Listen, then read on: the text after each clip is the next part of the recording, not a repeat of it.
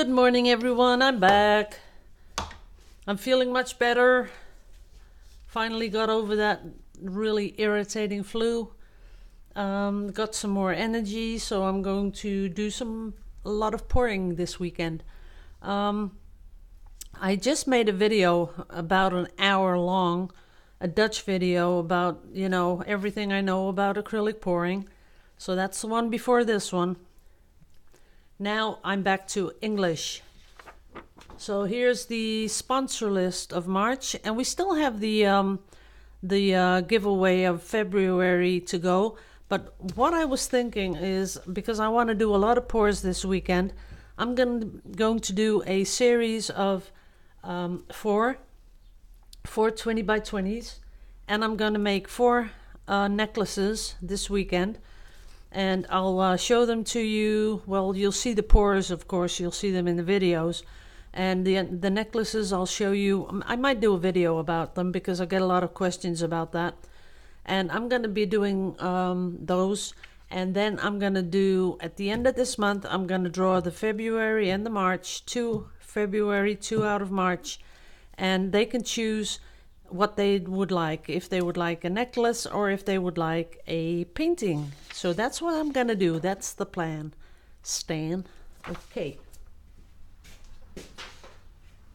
Now, I have a 20 by 20 prepared, but what I thought is, why not put it on my banding wheel? And that's what it is. I get a lot of questions about this little baby. It's really, really heavy. And I don't think I can take this off, but there are ball bearings inside. It's really heavy, and when you give it a spin, as you can see, it spins for a really long time. Now, because I put the push pins under here, because I was normally going to just pour it on the table, but if I put it on, I can give it a spin and it won't flip off, because the push pins keep it in place. And that's another question that I get a lot of times. How do you stick what you're turning on the banding wheel? Because this is what it's called. It's called a banding wheel. It is a little bit more expensive than one of those Lazy Susan things, but they don't turn that well. Well, you can use them, but you have to keep pushing them, and they don't have that momentum in it as this one does. This one goes really long, and you can feel when you slow it down, you can feel that it has body, it has some weight to it, so that's why it turns that long. So if you put those push pins in exactly, around the turntable, you can turn all you want and it won't fly off. Well, the paint will, but the paint's going to fly all over the place, but the canvas will stay on there nicely. So what I had lined up today is colors I normally don't do. So this is a really light Naples yellow where I added a lot of titanium, and this is a burnt sienna. Then this is the pure Naples yellow, and this is let me get it. These are the colors, because a lot of people keep asking about the colors. Well, if I don't name the colors, the thing to do is just pull up the Winsor & Newton Galeria color chart, and you have to fill in Galeria because that's the sort of paint I use. As you can see here, Galeria. This is the cerulean blue hue, that one. Then I have, that one is the burnt sienna, and I have the Naples yellow, and that is Naples yellow. No, it's not. What am I talking about? Why is that a different color? Let me see. Yes, it is. That is just Naples yellow pure. This is Naples yellow with a lot of titanium white in it. So those are the colors. And I haven't done these colors before. So what I did is I put some pouring medium, Vallejo. I put in a really little bit of my PVA mix. So about, I'd say 30% pouring medium, 10% PVA mix, and a little bit of this, the polymer medium. Wait a minute. Just had a little cough there. So a little bit of polymer medium. Then I mix it all up. When it's all nice and smooth, I add the water to the right consistency. And the right consistency is like we always talk about. It just comes off the stick like honey. There are no drips. There are no little bumps when it comes off the stick. It has a nice little build up, but when I hold it up, and you can't see that, of course. Well, a little bit. It's really just like honey. That's what you have to get into your mind. I have to make this stuff look like honey. And it absolutely must not drip. That's very important because then it's way too thin. Okay, what I'd like to do is put it in an empty cup, do the flip cup, release it, torch it, spin it a little bit to make those cells a little bit bigger. So let's just see if that's something that we can do. I'd like to start with a lighter color because that comes out last.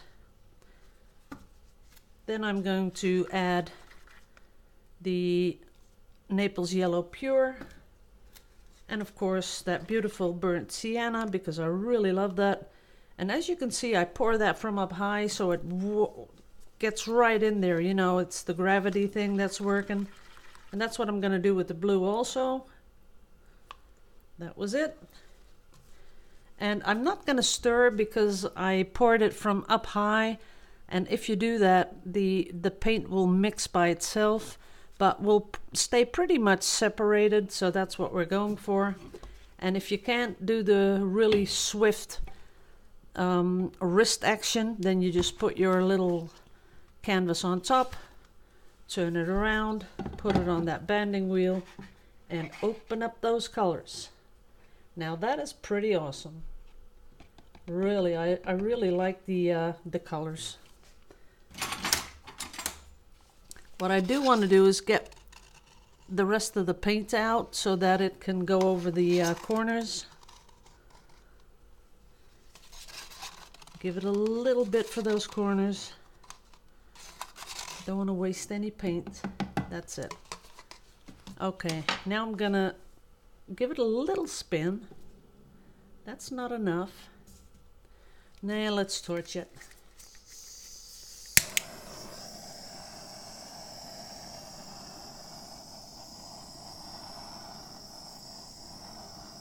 I do really, really like these colors. They are really pretty. Now I'm going to, let's give it a spin. Why not? Let's see. Only not sure how I'm going to do this. Ooh, it's already flying a little bit. Yep, it flies all over the place. Let's not do that. Oh, well. Oh, not on my banding wheel. Okay, let it come over, and I already see a little bit of snotty snot there. Let's get that out in a bit. But I'm going to let it come down.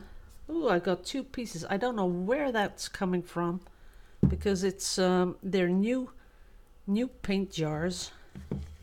So there's nothing that can be ew.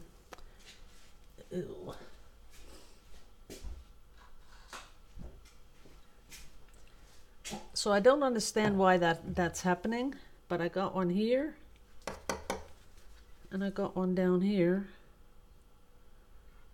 Don't know what that is, but as you can see, you can't tell what I've done.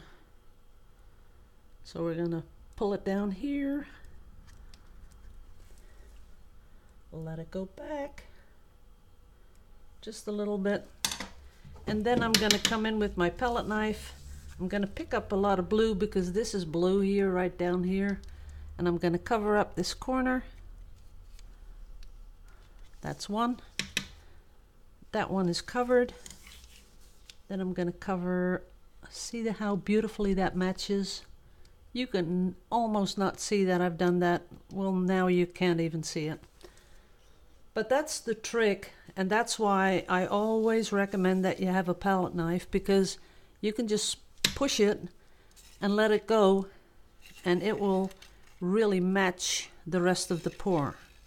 So you will not see that you have done anything to it. What I'm doing now is scraping the bottom of the frame so that the drips come off. One more time, that's it. And this is what we got. So I really think this is pretty. I like that. I'm liking this a little bit here. Overall, I think it's a really pretty pour. Now I'm going to go over it one more time with the torch. And that's to kill those little air bubbles.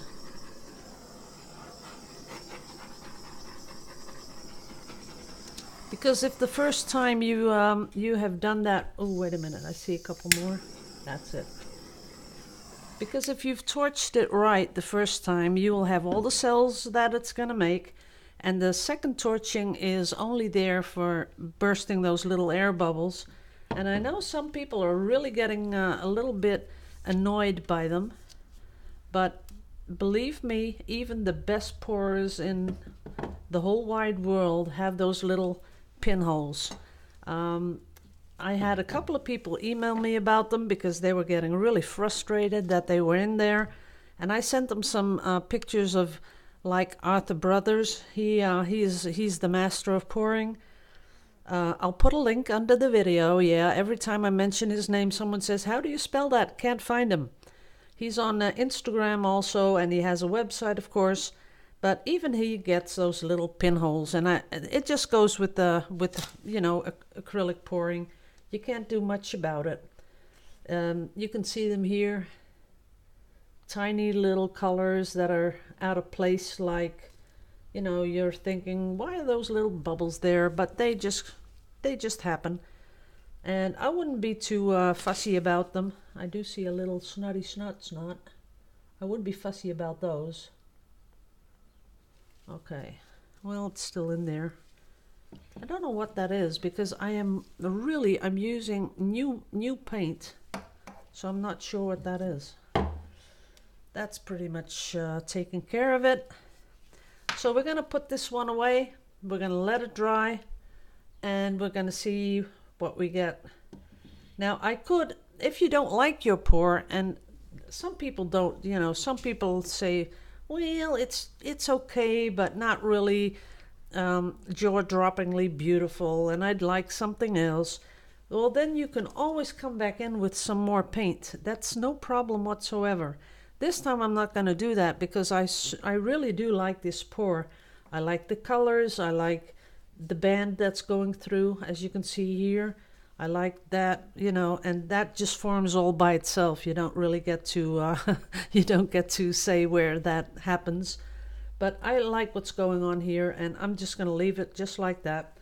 But if you don't like it, you can come back in, and what I then would do is I would take a little cup like this, and I would put the colors in that I'd like.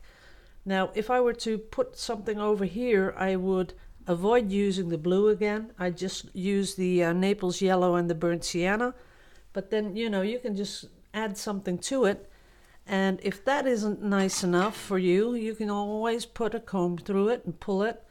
Because if I were to pull this through these cells would form into these beautiful wispy things. And that would be something maybe that would appeal to you. You know, if you don't like it, don't stop. Just do something that you really think is would add to the piece. I always think, you know, why not? Just experiment. And if all else fails, you can always swipe it, right? That's the saying in acrylic pouring. If all else fails, swipe. And then you get something that you can use as a background. Okay, guys. This is my first pour for this weekend. I'm going to stop right now. I'm going to get myself a new canvas. I still have some of this paint, so I'll be doing the same colors. But this time I'm going to try and do not a flip cup, but I'm going to pour out of my hand just to show you the difference of what you get. Right? Okay. See you in a bit. Love you all to pieces. Liebe euch alle.